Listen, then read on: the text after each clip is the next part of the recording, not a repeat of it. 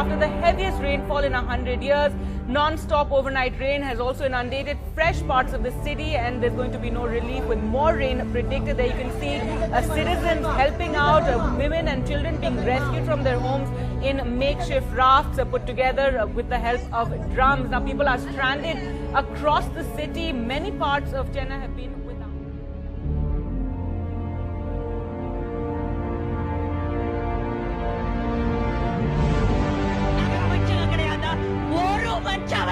ஒரு மச்சம் வரலங்க.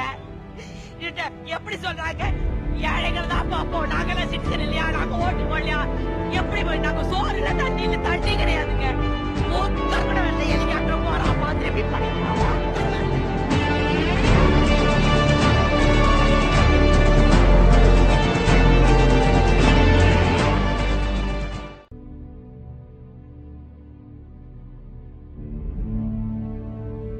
Reasons for the catastrophic flooding lie beyond. Excessive rains forced authorities to release a massive 30,000 cusecs from the Chembaram-Bakkam reservoir into the Adyar River over 2 days, causing it to flood its banks and submerge neighborhoods on both sides. Chennai has 3 aspects to it: illegal construction, choking of water exits, and badly planned or unimplemented projects.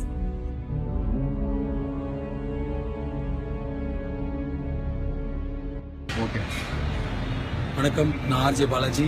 நானும் நடிகர் சித்தார்த்தும் சேர்ந்து last 4-5 நாளாக நம்ம ஊரில் ஏற்பட்ட இந்த வெள்ளத்தில் பாதித்தவங்களுக்கு எங்களால் என்ன சின்ன விஷயம் பண்ண முடியுமோ அது ரொம்ப இன்ஸ்டண்ட்டாக, ரொம்ப ஸ்பான்டேனியஸாக, எமோஷனலாக தான் ஆரம்பித்தோம். ஏன்னா வீட்டில் உட்காந்து இதை பார்க்கறதுக்கு எங்களால் முடியல. அதனால் ரோட்டில் இறங்கி வேலை செய்யலான்னு ஆரம்பித்தோம். ஆனால் இத்தனை பேர் அதை இன்ஸ்பயர் பண்ணோம். இவ்வளோ பசங்க எங்களுக்கு வந்து ஹெல்ப் பண்ணுவாங்க, வாலண்டியர் பண்ணுவாங்கன்னு எதிர்பார்க்கல. இது ரொம்ப ஒரு பெரிய விஷயமா மாதிரி ஒவ்வொரு நாளைக்கும் 500-1000 பசங்க வந்து எங்களால் இந்த 5 நாளில் என்ன முடிஞ்சதோ அது எல்லாத்தையுமே பண்ணினோம். அவங்களுக்கு எக்கச்சக்கமான விஷயங்கள் தேவை. நிறைய schools and orphanages, children homes எல்லாம் வந்து கம்ப்ளீட்லி டிவாஸ்டேட்டட், திருப்பி ஃபஸ்ட்லேருந்து ஆரம்பிக்கணுன்ற நிலைமையில் இருக்காங்க. நிறைய பேரோட பேசிக் வாழ்க்கையை மாதிரி இருக்கிறதுக்கு கூட இடம் இல்லாமல் இருக்காங்க. ஸோ அவங்களுக்கு என்ன பண்ண முடியும்? இந்த மழை வெள்ளத்தினால தமிழ்நாடு ஃபுல்லாக எக்கச்சக்கமான டிசீஸ் பரவ வாய்ப்பு இருக்குது. ஸோ இதுக்கான மெடிக்கல் கேம்ப்லாம் ஆர்கனைஸ் பண்ணோம். வணக்கம். என்னை பற்றி சொல்றதுக்கு நான் ஒரு பெரிய செலிபிரிட்டி கிடையாது. நாங்கள் தவிர்த்து மக்களுக்காக ஃபீல் பண்ணுற கோடி பேஜில் ஒரு சாதாரண பயாலஜிக்கல் ஆர்கனைசர் தான் நான். ஒரு சின்ன ஒரு 3 நிமிஷத்துக்கு ஒரு மெசேஜ் ஷேர் பண்ணணும்னு நினைக்கிறேன். தயவு செஞ்சு கேட்குறேன்.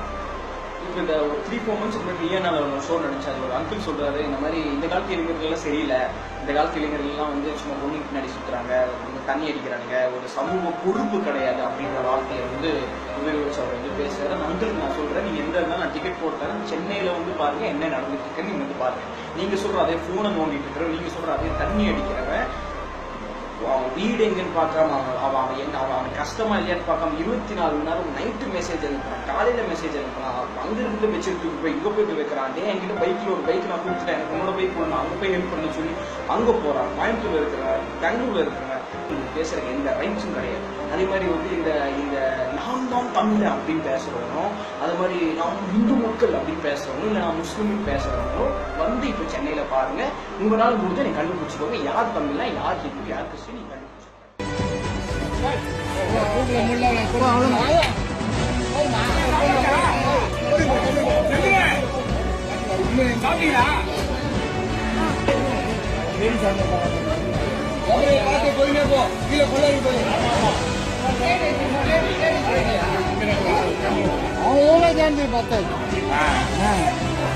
அங்கேயே எல்லாத்தையும் வாரி வாரி தங்க கொஞ்சம்